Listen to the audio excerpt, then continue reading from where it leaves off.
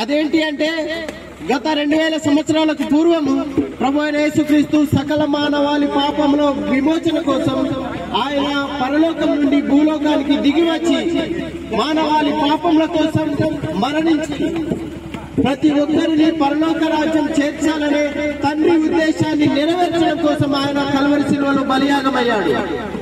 ఈరోజు అదే సువార్తను వీధి వీధికి ఇంటింటికి చేరవేయాలనే ఉద్దేశంతో మేము ఎంతో ప్రయాసతో ఇక్కడికి వచ్చాము.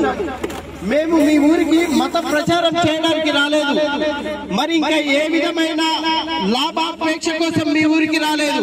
కేవలం ప్రతి మానవుడు సన్మార్గంలో ప్రయాణించాలి, ప్రతి మానవుడు చెడును విడిచిపెట్టి నీతిని అనుసరించాలనే ఒకే ఒక ఉద్దేశంతో ఈ గ్రామానికి ఒక సువార్త మనం తీసుకురావాల్సి వచ్చింది. ప్రియ సహోదరి సహోదరుడా, మేము చెప్పే విషయం ఏంటంటే ఎవరైతే యేసు నామమును అంగీకరిస్తారో, వారి పాపములను ఒప్పుకొని విడిచిపెడతారో వారికి పరలోక రాజ్యం లభిస్తుందని బైబిల్ గ్రంథం సెలవిస్తుంది.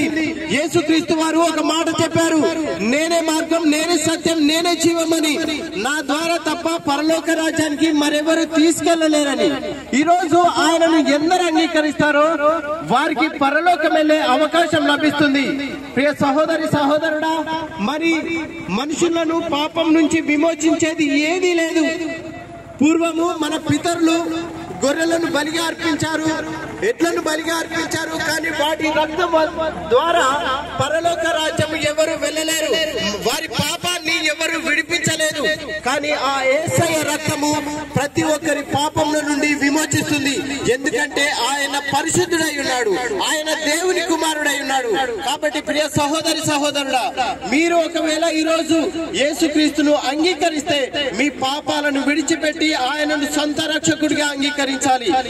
అలాగూ అంగీకరించిన ప్రతి వారికి పరలోక రాజ్యం లభిస్తుంది. ఇదే ప్రభు అయిన యెహోవా మనందరికీ ఇచ్చే ఒక అనుగ్రహము, ఒక రక్షణ.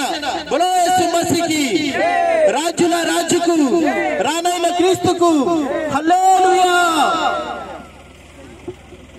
మరి ఒక మాట ఇక్కడ మీకు గాంధీ